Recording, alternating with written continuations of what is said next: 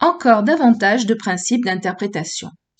Certains principes d'étude biblique sont valables, que l'on soit en train d'étudier un passage écrit dans le style grec dans Romains du Nouveau Testament ou un passage de style hébraïque dans les prophètes de l'Ancien Testament ou l'Apocalypse. Lire et interpréter un passage dans son contexte est un principe qui peut être appliqué universellement. Chaque passage doit être interprété à la lumière des versets et des chapitres environnants, ainsi que dans le contexte du livre dans son ensemble. Nous connaissons tous des enseignants peu scrupuleux qui tirent souvent des versets hors de leur contexte et déforment les Écritures pour leur propre profit. Regardons à nouveau les martyrs. Si nous lisons le passage d'Apocalypse 7 qui parle des martyrs qui apparaissent au ciel en agitant des branches de palmier, on lit que ce sont des gens qui continuent de sortir de la grande tribulation. Si nous ne prêtons pas attention à ce que dit réellement le passage dans son contexte, nous pourrions facilement supposer qu'à chaque fois que la Bible parle de grande tribulation, il s'agit de la même grande tribulation. Nous assimilerions alors la grande tribulation trouvée dans Apocalypse 7, qui concerne les martyrs païens, avec la grande tribulation dont Jésus a parlé dans Matthieu 24, qui concerne les Juifs. Et nous aurions tort. Lorsque nous tentons de déchiffrer le code d'un passage de l'Apocalypse, nous devrions toujours parcourir l'Apocalypse d'abord et voir si nous pouvons trouver la réponse quelque part dans le livre lui-même avant de chercher ailleurs. Nous recherchons d'abord dans l'Apocalypse, car l'Apocalypse fournit le contexte, et le livre de l'Apocalypse a souvent sa propre définition des mots, des idées et des personnes, et utilisera parfois les termes assez différemment de la façon dont les autres livres de la Bible les utilisent. La Grande Tribulation en est un exemple. Comprendre comment un mot, une phrase ou une idée sont utilisés dans le contexte peut empêcher de nombreuses erreurs d'interprétation. Interpréter les passages dans le contexte dans lequel ils apparaissent. La plupart des noms de personnes et de groupes de personnes dans l'Apocalypse est en fait indiqué sous forme de code symbolique. L'agneau est le nom de code de Jésus. Les 144 000 d'Israël est le nom de code des premiers croyants d'Israël qui viennent au Christ, un chiffre symbolique de 12 000 de chacune des 12 tribus d'Israël. La prostituée est le nom de code du faux système religieux. Les étoiles sont des anges, les chandeliers sont des églises, et ainsi de suite. En fait, l'Apocalypse nous dira qui et ce que tout est. Si nous cherchons, nous trouvons que la clé du code se trouve quelque part dans le livre lui-même, où l'Apocalypse nous dirigera soigneusement vers un ou des passages spécifiques de l'Ancien ou du Nouveau Testament où le code sera expliqué.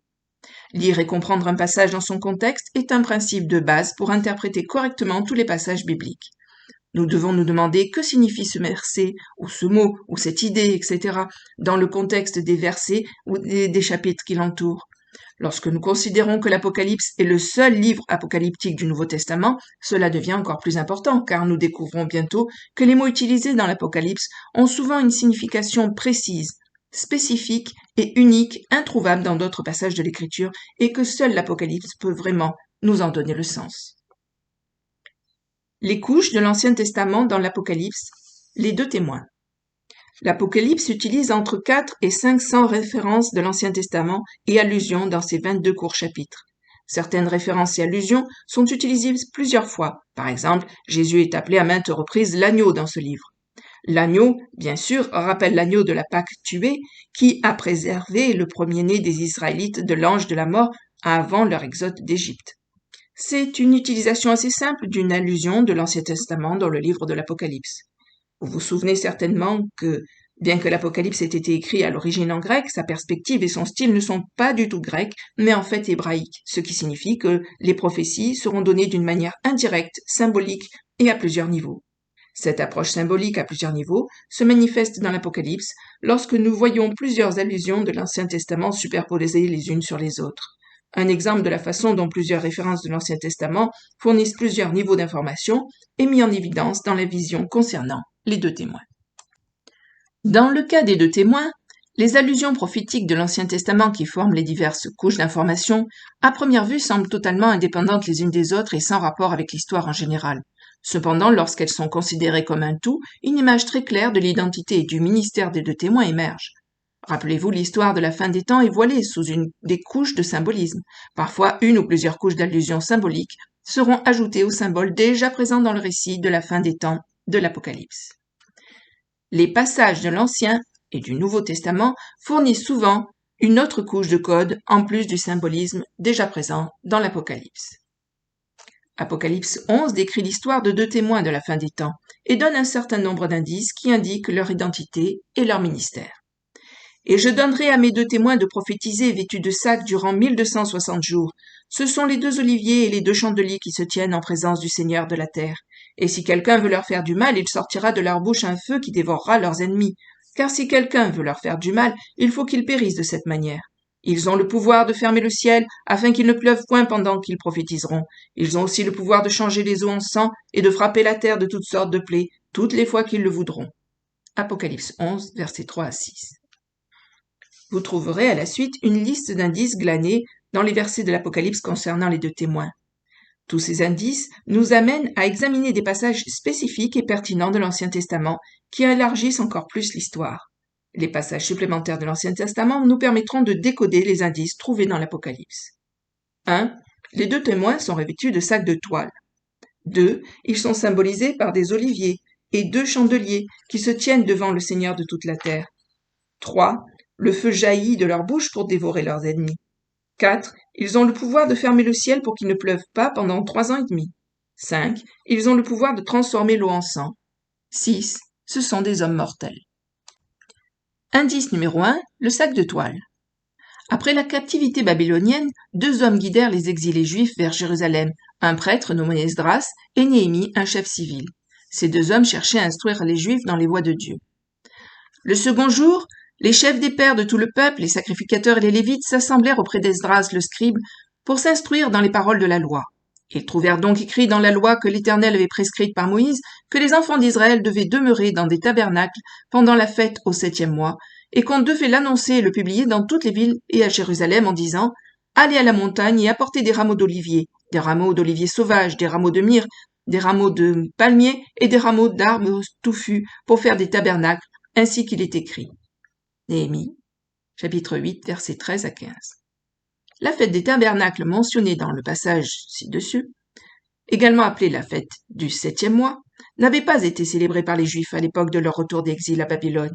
Bien que cette fête du Seigneur ait été instituée par Dieu au mont Sinaï des siècles auparavant, les exilés maintenant de retour ne connaissaient rien à cette fête jusqu'à ce qu'Esdras leur lise les paroles contenues dans la loi. Les gens décidèrent immédiatement d'obéir à l'ordre et de célébrer la fête. À la fin des 8 jours de fête, les fils d'Israël entrèrent dans une période de deuil pour leurs péchés et les péchés de leurs pères, en particulier pour les péchés de ceux en raison de qui l'exil avait eu lieu. Le 24e jour du même mois, les enfants d'Israël s'assemblèrent, jeûnant, vêtus de sacs, ayant de la terre sur eux. Et la race d'Israël se sépara de tous les étrangers, et ils se présentèrent, confessant leurs péchés et les iniquités de leurs pères.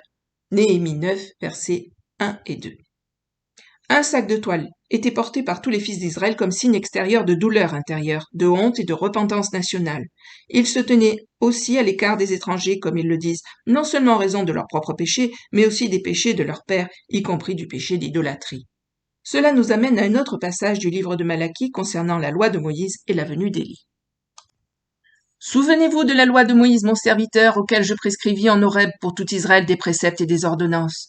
Voici, je vais vous envoyer Élie le prophète avant que le jour grand et redoutable de l'Éternel vienne. Il ramènera le cœur des pères vers les enfants et le cœur des enfants vers leurs pères, de peur que je ne vienne et que je ne frappe la terre d'interdit. Malachie 4, versets 4 à 6. L'expression ramener le cœur du père vers les enfants et des enfants vers leurs pères se réfère au partage et à la réception de la vérité biblique entre les générations. Lorsque les pères croient que les lois de Dieu méritent d'être transmises, ils les partagent avec leurs enfants. Il revient alors aux enfants de recevoir ces informations de leurs parents et de les transmettre également. Si chaque génération dispense, puis reçoit la vérité de Dieu, tout ira bien. Si une génération échoue à faire cela, la malédiction de Dieu tomberait alors sur la nation. Décodage. Le sac est lié à la repentance, à la confession et à l'obéissance des commandements de Dieu. On peut s'attendre à ce que les 2 témoins soient des hommes qui conduiront humblement les fils d'Israël, pères et enfants, dans la repentance devant Dieu. Indice numéro 2. Les 2 oliviers et les 2 chandeliers qui se tiennent à côté du Seigneur de toute la terre. Les symboles des 2 oliviers et des 2 chandeliers indiquent très clairement un passage du livre de Zacharie. Et je pris la parole et lui dis, « Que signifient ces 2 oliviers à la droite du chandelier et à sa gauche ?» Je pris la parole une seconde fois et lui dis, « Que signifient ces 2 grappes d'olives qui sont à côté des 2 conduits d'or d'où découle l'or ?» Et il me parla et me dit, « Ne sais-tu pas ce qu'il signifie ?» Et je dis, « Non, mon Seigneur. » Alors il dit, « Ce sont les 2 ointes de l'Éternel qui se tiennent devant le Seigneur de toute la terre. » Zacharie 4, versets 11 à 14.